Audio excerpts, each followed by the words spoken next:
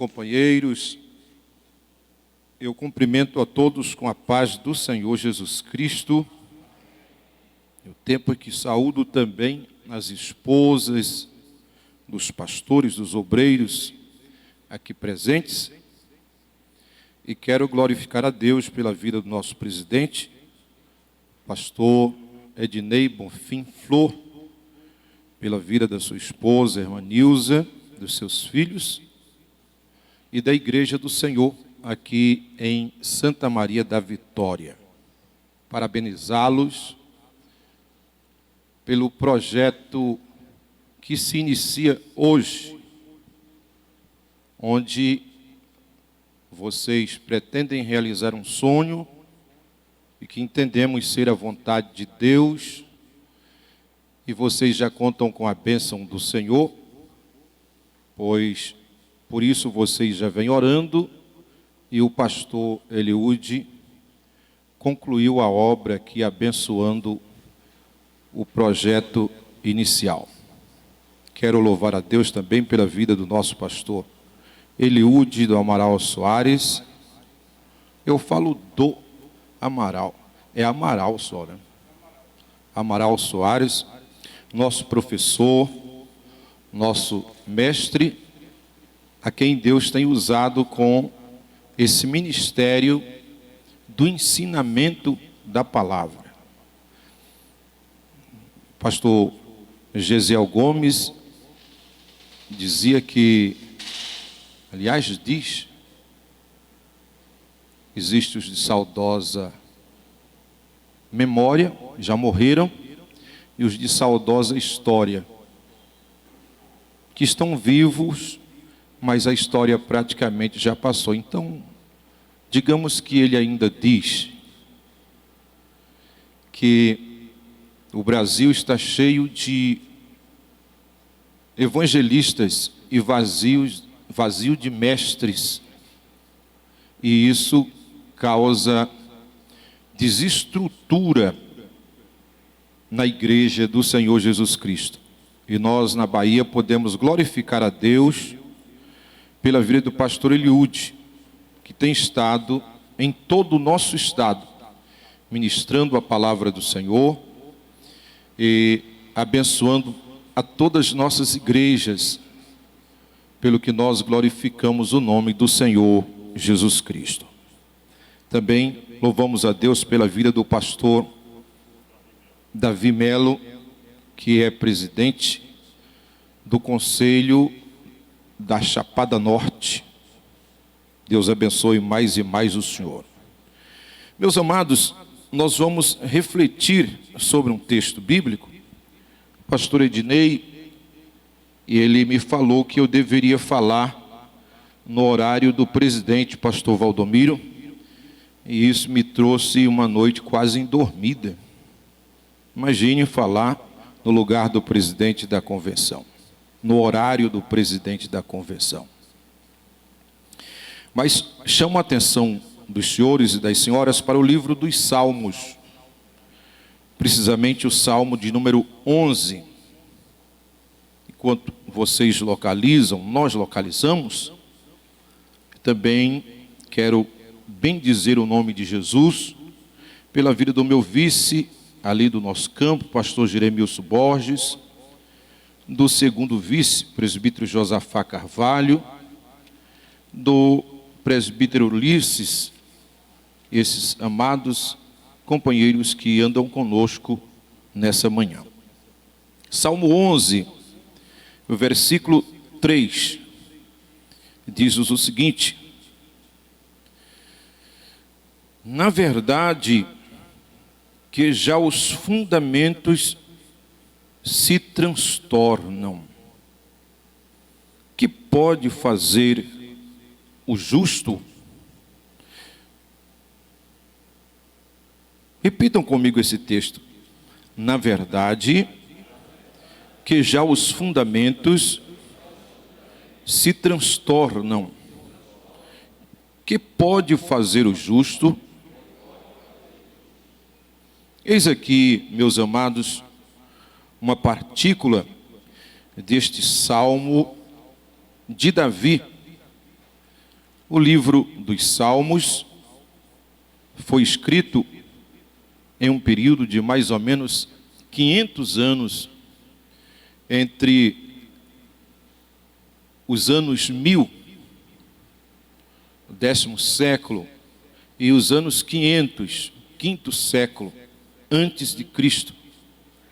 E só de falar da data, já dá para todos perceberem que os salmos não foram escritos por um só autor. Existem alguns salmistas que salmodiam, que cantam e escrevem salmos no livro dos Salmos.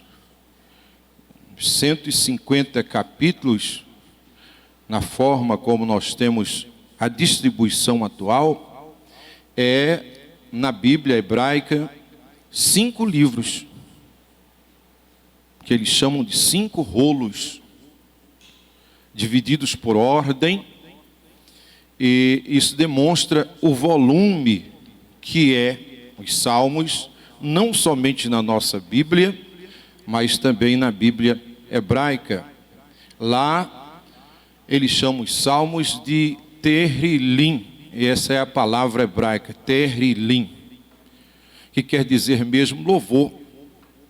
Já na Septuaginta, aquela tradução feita 200 anos antes de Cristo, do hebraico para o grego, ele é chamado de psalmoi, e quer dizer mesmo louvor, mas aí agora para instrumentos, hinos para ser acompanhado por instrumentos, certo?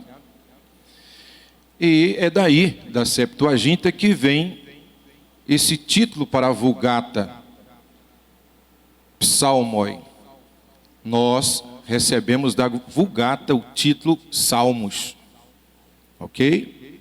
E aqui, no primeiro livro, como se diz lá na Bíblia hebraica, o Salmo 11, nós temos algo interessantíssimo, dito por Davi. E ele falava que os fundamentos se transtornavam. Há uma versão da Bíblia que diz se abalavam, e substitui a palavra fundamento por alicerce. Na verdade, que já os alicerces se abalam. Que fará o justo? Amados, meditando sobre esse texto, eu comecei a pensar na realidade dos nossos dias. Precisamente esse período de tempo que a gente vive aqui no Brasil, desde março do ano passado. Um período onde a pandemia, ela tem abalado muitos fundamentos. Ela tem desestruturado muitos fundamentos. E a igreja, ela tem também os seus fundamentos. A igreja tem fundamentos, alicerces espirituais e tem fundamentos, alicerces materiais. Porque a igreja, ela tem uma parte espiritual e outra parte material. E a parte espiritual é mais difícil de ser desarraigada, de ser desestruturada, até porque a base, o fundamento da parte espiritual é Cristo. A igreja está fundada, alicerçada no Senhor Jesus Cristo. Mas ela tem os seus fundamentos materiais. E aí, meus amados irmãos, temos que admitir que houve, um abalo sísmico, vamos usar essa linguagem, uma linguagem mais técnica, no lado material da igreja. Um bocado de coisas se desorganizaram. Pastor, mas a igreja é um prédio? É um edifício? Sim. Assim compara o apóstolo Paulo, 1 Coríntios, capítulo 3, versículo 9. ele disse: nós somos cooperadores de Deus, vós sois edifício de Deus e lavoura de Deus.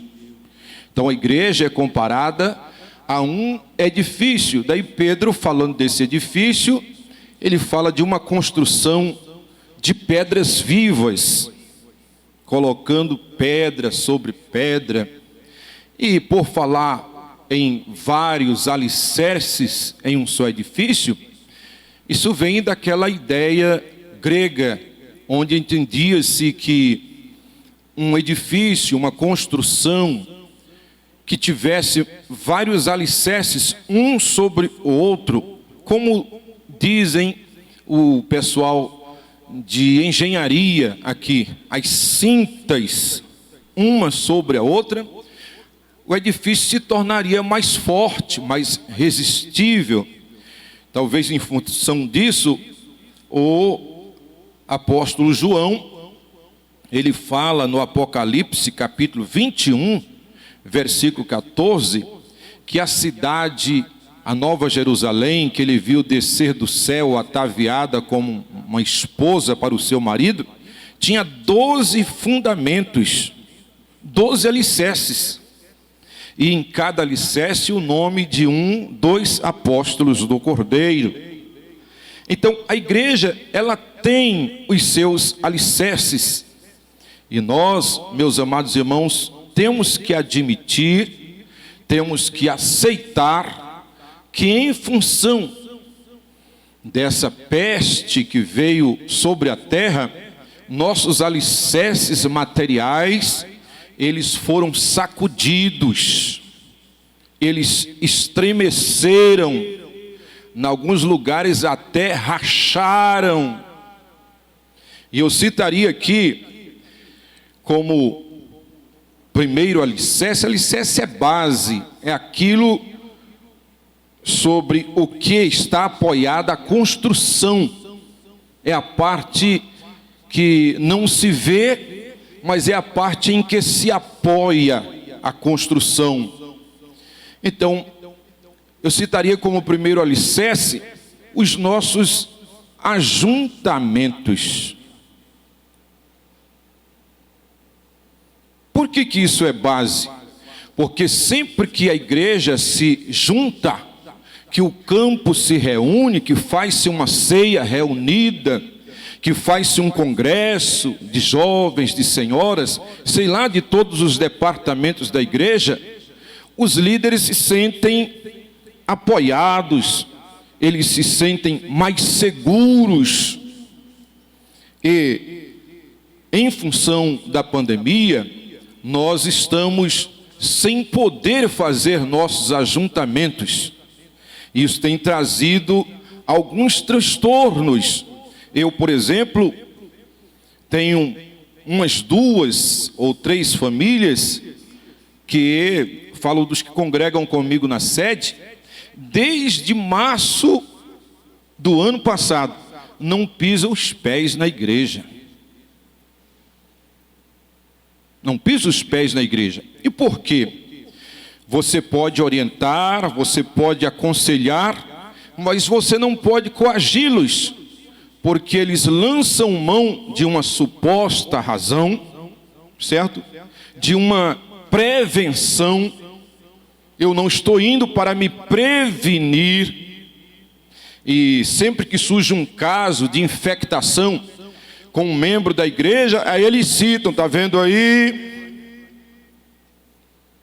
Entenderam? Então, nosso alicerce do ajuntamento foi transtornado, foi sacudido.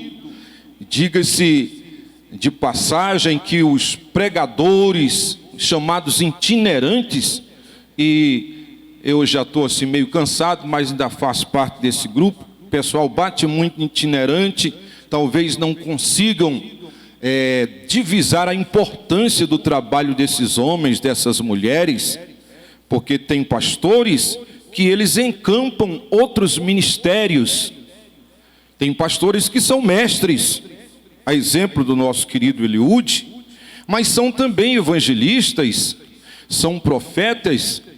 Tem outros, a exemplo do nosso presidente, que só são governo.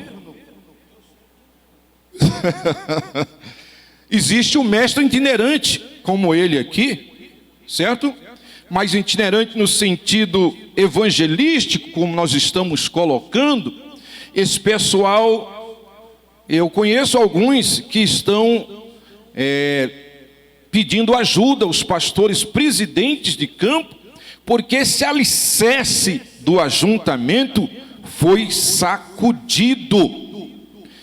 Ora, meus irmãos, os senhores e as senhoras, vocês são sabedores de que nós utilizamos as nossas plataformas digitais, o YouTube, o Instagram, nós utilizamos outros meios para transmitir as nossas palestras, os nossos cultos, mas isso não gerou e nem vai gerar o efeito dos nossos ajuntamentos.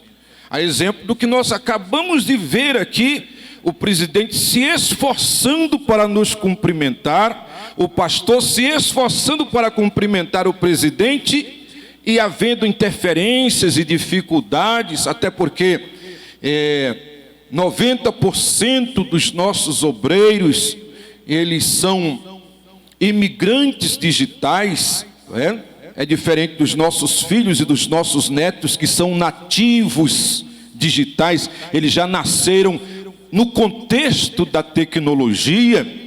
Então isso não gera o mesmo efeito. Estava numa reunião com o prefeito, com vereadores, discutindo se abre, se fecha a igreja esses dias, e um vereador falou assim: pastor, por que a polícia militar estava lá, os padres de Bom Jesus da Lapa estavam lá, a guarda municipal, por que vocês evangélicos não seguem o exemplo da igreja católica e transmite a palavra, as ministrações através de recursos digitais, através das mídias da igreja? E irmãos, o Espírito Santo me deu a resposta, e eu falei para aquele vereador: e por que, meu querido vereador, que lá no mês de outubro para novembro, quando o STF propôs que as eleições dos senhores deveriam ser feitas através de videoconferência, e os senhores não aceitaram? Porque se os senhores tivessem aceitado, a maioria dos que estão aqui não teriam sido eleitos. Quer dizer, aquilo que não dá certo para os senhores tem que jogar no colo da igreja. Então, o que acontece? O nosso alicerce de ajuntamentos, ele sofreu um abalo. Quem é que não está sentindo saudade daquele congresso? Quem é que não está sentindo saudade daquela festa do círculo de oração? Seja sincero. Quem é que não está sentindo saudade, sei lá, daquele, se fosse aqui, não fosse período de pandemia, isso aqui estaria super lotado de obreiros e esposas de obreiros. Mas nosso alicerce foi abalado, nosso alicerce foi sacudido, e nós estamos sofrendo os reflexos disso, inclusive no mundo financeiro da igreja, porque o nosso povo, eles trabalham dentro de uma hipótese cultural. Por exemplo, se eu congregar, eu dizimo e oferto. Se eu não congregar, eu não vou passar lá só para dar dízimo, só para dar oferta. Então o pastor, em função da ética, ele não vai na casa de ninguém buscar dízimo, não vai na casa, não vai mandar o diácono, o tesoureiro estar buscando dízimo, pegando dízimo na casa de ninguém. Então, eis os reflexos da falta do ajuntamento. Esse alicerce tremeu, sacudeu. Eu realizo ali, pastor Ednei está lá comigo, estava todos os anos, um dos maiores congressos aqui da região oeste, 5 até 7 mil pessoas nós já colocamos lá. E o pessoal da cidade pergunta: pastor, estamos com saudade do congresso. Nosso alicerce foi abalado. Um segundo alicerce que foi também abalado foi o alicerce da legalidade. Eu vou entrar um pouquinho lá para o mundo jurídico. Lá, o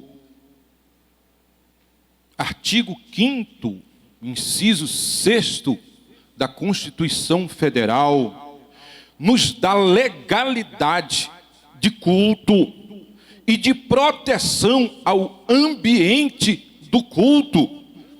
Quem é dessa área aqui, da área jurídica, sabe que estou falando, isso tem respaldo em todo o ordenamento. Isso começa lá do topo, a pirâmide de Kelsen, a famosa pirâmide de Kelsen. Começa no topo, na Constituição Federal, e aí vem para as leis infraconstitucionais. Todas as leis falam alguma coisa acerca de igreja, do funcionamento da igreja. E isso é o quê? Artigo 60 da Constituição diz que isso é cláusula pétrea, quer dizer, é cláusula inamovível. Muda tudo, mas isso não pode mudar. Sim, pastor, não pode mudar. E por que as igrejas, em determinados momentos, tiveram que se fechar? Justamente é disso que eu estou querendo falar. O alicerce da legalidade. Estou falando de legalidade, estou falando de leges, lei. Porque a palavra legalidade é de legal, legal é de leges, leges é lei. Certo? Então, está fundamentado. Mas por que as igrejas se fecharam? Foi essa discussão que gerou a DPF, foi parar no Supremo Tribunal Federal. Certo? E foi preciso o colegiado da cúpula se reunir para discutir se podia fechar ou não fechar, de quem era a atribuição, de quem era a competência, até o alicerce legal, certo? Por tratar-se de direito fundamental, não deveria ser mexido, mas mexeram, sacudiram. Por quê? Porque trata-se de uma lei de exercício contido, não obstante ser cláusula pétrea, mas sua eficácia é contida, não é eficácia plena. Aquilo que é de eficácia plena, ninguém altera nem diminui, mas mesmo sendo cláusula pétrea, se for de eficácia contida, aí então a lei ela tem que se conter diante de decretos e coisas dessa natureza. E aí o resultado, tem cidade que fecha, e tem cidade que abre, e tem cidade como as nossas aqui que funcionam de forma limitada. Isso porque o alicerce da legalidade também foi abalado.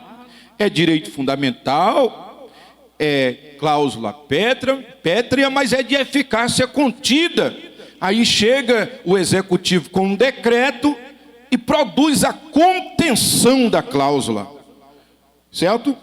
Ela é direito fundamental, mas fica contida por um certo período de tempo. Nós nos sentíamos muito à vontade para cultuar a igreja. Quantas vezes eu preguei, isso aqui é uma área de segurança, isso aqui ninguém manda, quem manda aqui é Jesus Cristo e nós.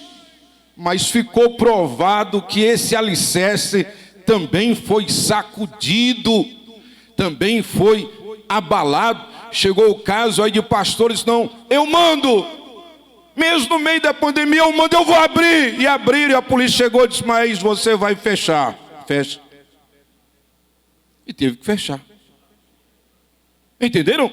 Então, nossos alicerces estão sendo abalados, sacudidos.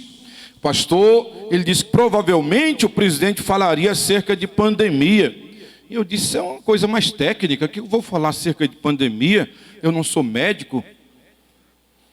Mas alguma coisa nós estamos alinhando, ajustando para que vocês compreendam melhor o que está acontecendo, que momento é esse que nós estamos vivendo. Um terceiro alicerce que está sendo abalado é o alicerce da aparente imunidade. A igreja parecia imune, já falei dessa questão. da legalidade e até da questão da imunidade física. A gente ouvia falar de fulano, ciclano que adoeceu. Agora, nós estávamos quase como imunes, certo? A gente vai orar para Jesus curar, levantava um clamor e até parecia que na igreja ninguém adoecia. Meus amados irmãos, há uma estatística mostrando que já vai falecendo mais de 200 ministros no Brasil nesse período de um ano por coronavírus. Inclusive pastores de muita influência nas nossas convenções, passando para o Senhor. Então, aquela suposta imunidade foi desestruturada. Está comprovado que quando Deus manda a chuva, manda para bons e maus, e quando Deus envia o sol, também envia para maus e bons, e que não tem ninguém melhor do que ninguém, que só Jesus é bom e que só Jesus pode todas as coisas. Glória a Deus. Um quarto alicerce que se desarraigou é o nosso poder aquisitivo. Irmãos, não reclame da vida porque pastores ganham bem. O presidente da convenção, pastor Ednei, vê isso, pastor Eliúde vê isso, ele aconselhando frequentemente: trate bem a igreja, porque a igreja é uma mãe, a igreja paga nosso salário, a igreja paga nosso aluguel, quem mora de aluguel, a igreja paga nosso combustível, a igreja faz o nosso aniversário, faz o aniversário até da nossa esposa. Cuidem bem da igreja, trate bem da igreja, porque nós somos bem cuidados.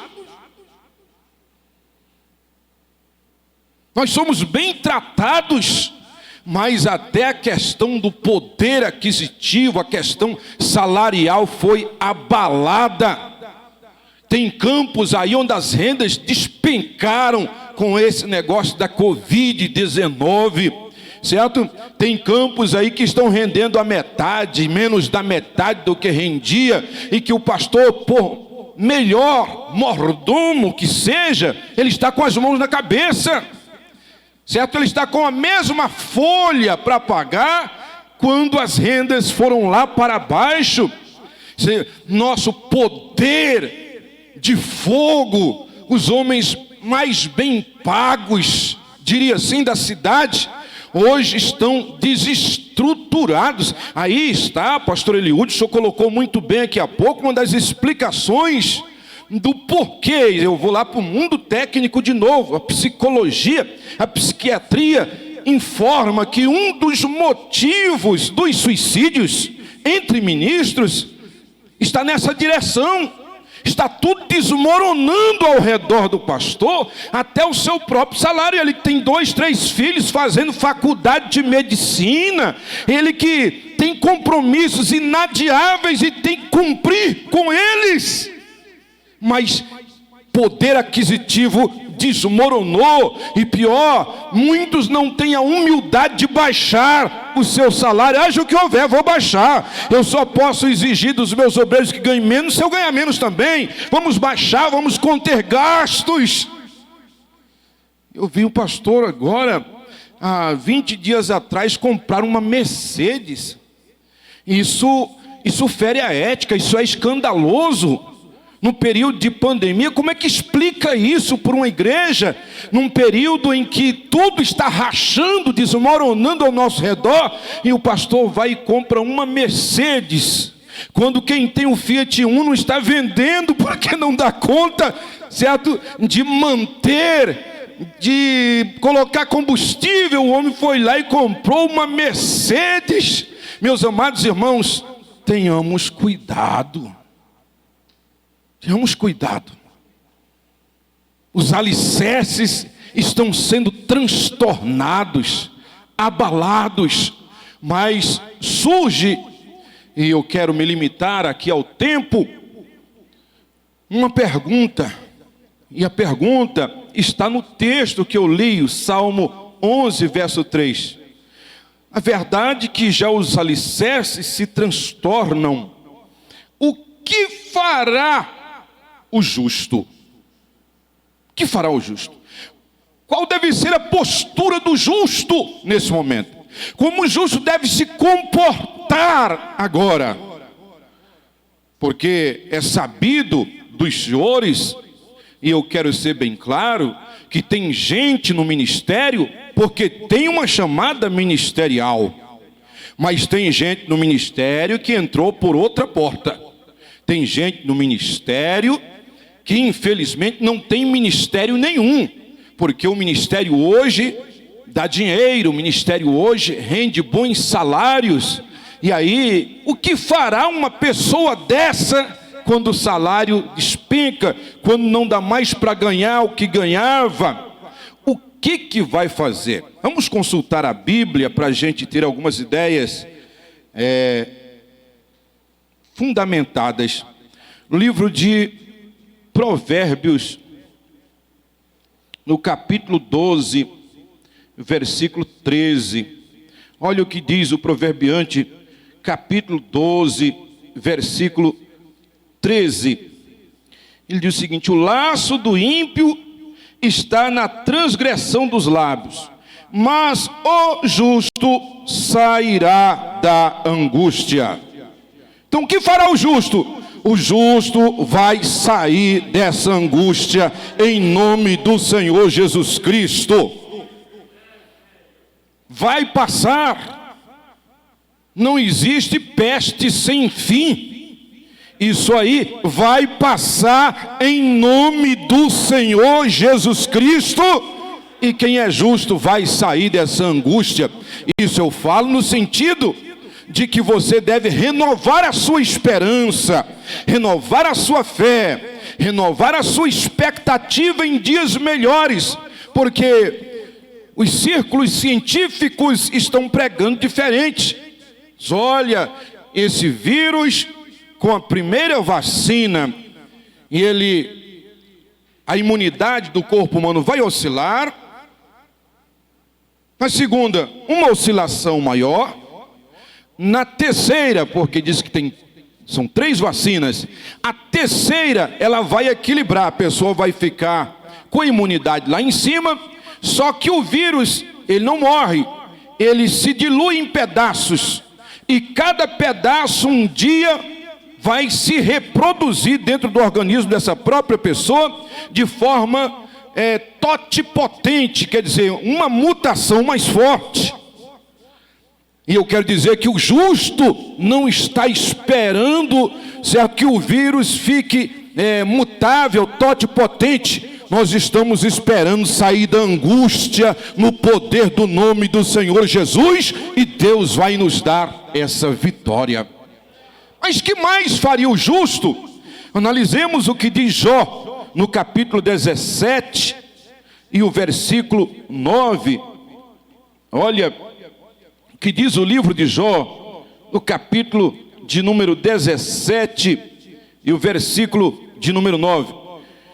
E o justo seguirá o seu caminho firmemente, e o puro de mãos irá crescendo em força.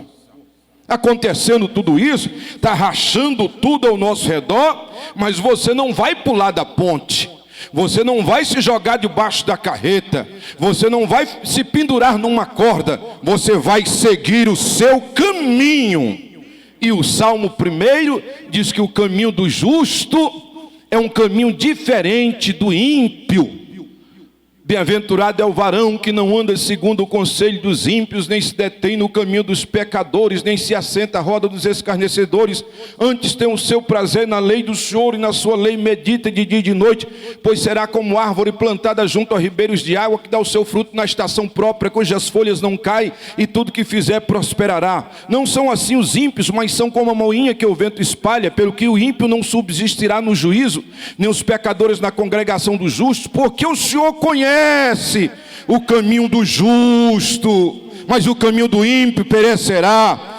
Deus conhece o seu caminho, Deus conhece o nosso caminho, e nós sairemos da angústia e prosseguiremos o nosso caminho em nome do Senhor Jesus. Nosso caminho é um caminho difícil, é um caminho estreito, é um caminho apertado, quase nada é possível, mas é o caminho que leva para a vida eterna. E breve virá Jesus e nós iremos morar com Ele na glória celestial. E o Espírito Santo, quem sabe, trouxe você aqui para você ouvir que você deve prosseguir no seu caminho.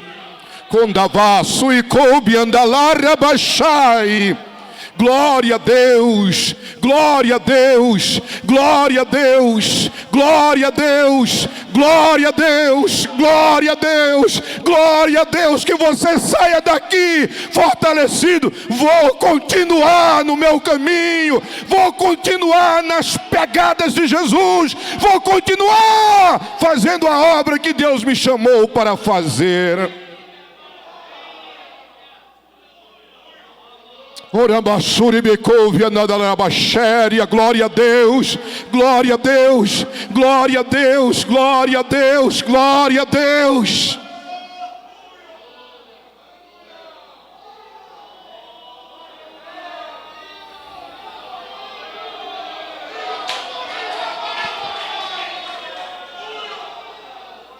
Tinha justo vivendo em função da ostentação. Irmãos, todo respeito, não me julgue crítico, mas às vezes nós pastores de campos menores temos vergonha de estacionar nosso carro junto do carro de determinados pastores. Às vezes temos vergonha de dormir num hotel junto com determinados pastores por causa da ostentação dos mesmos. E o alicerce rachou, a casa caiu. E agora, conforme Abacuque capítulo 2, versículo 4, justo vai ter que viver da fé. Agora não dá mais para viver em torno de salário, ninguém pode mais segurar-se em coisa material. O justo agora terá que viver da fé. Quem está entendendo? Isso vai levar o justo a orar mais. Isso vai levar o justo a ler mais Bíblia. Isso vai colocar o justo no nível de outros justos. E Jesus vai ser glorificado. Eu sinto a presença gloriosa do Espírito Santo nesta manhã, neste lugar.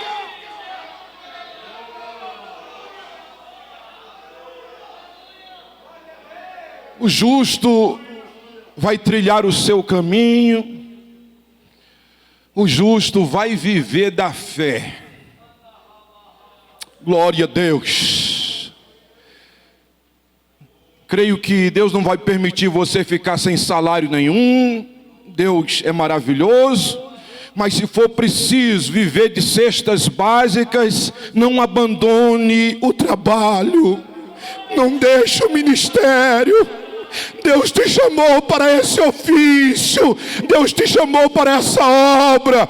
Não deixe o caminho. Nós vamos chegar lá. A angústia vai passar. E o Deus da glória trará saúde à nossa terra novamente, em nome do Senhor Jesus.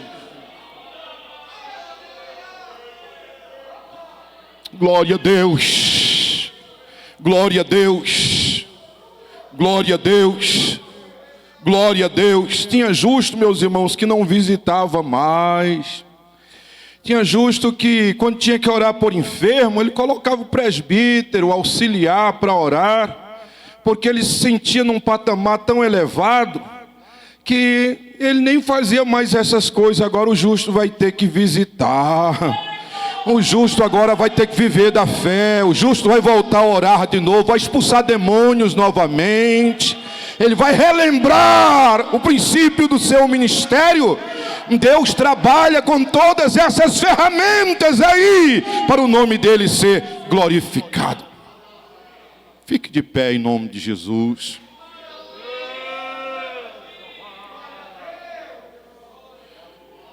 Pensando bem, Só a presença de Jesus na minha vida justifica tantas coisas sem saída. É a realidade que eu não posso me afastar.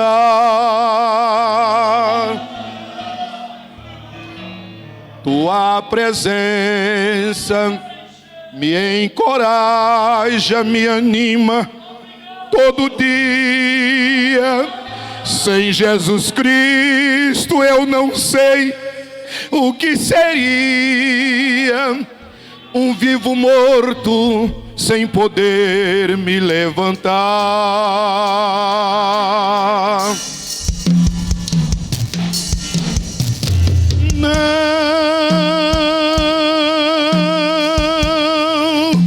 Não me deixe,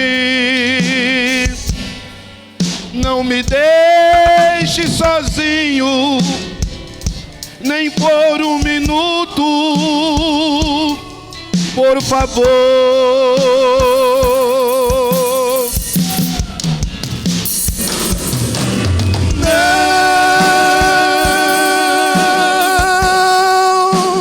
Não me deixe, a minha alma chora, grita, implora, não me deixe, Senhor. Só tu me entende, não me censura, embora sei que te aborreço. Mas eu te peço, por favor, meu Deus, esqueça as muitas falhas que eu cometo contra ti.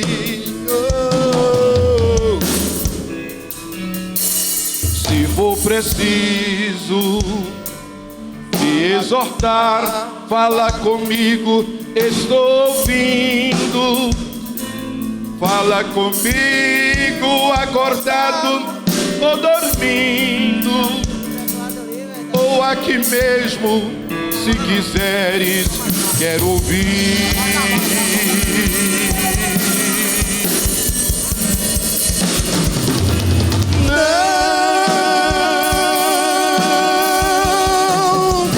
Não me deixe, não me deixe sozinho, nem por um minuto, por favor.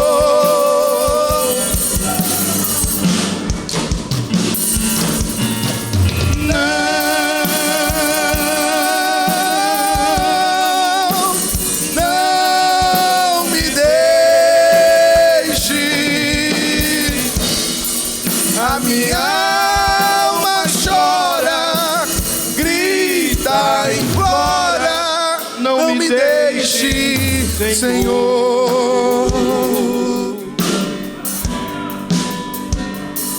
Estou contigo, ora não temas, te encorajas, vai em frente. É a presença que eu anelo tão somente. Não há barreiras que eu não possa ultrapassar.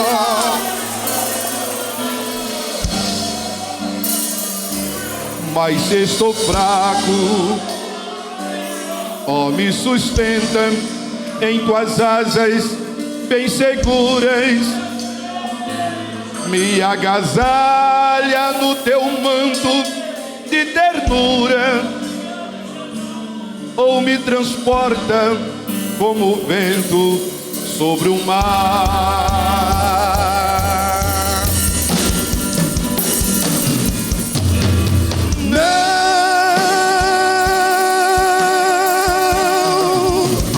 Não me deixe, não não me O Senhor não vai te deixe desamparar. sozinho, O Senhor não vai te nem deixar por no um caminho. minuto. Ele irá contigo. Ele está ao teu lado. Prossiga, faça a obra do Senhor. A vitória é nossa pelo sangue precioso de Jesus. Você é um homem justo, uma mulher justa. Descanse no Senhor. Se preocupe com o seu ministério e Deus cuidará da sua vida. E o nome de Jesus será glorificado por seu intermédio. Grita, implora, não Aleluia. me deixe, Senhor. Obrigado, pastor Ednei. Aleluia.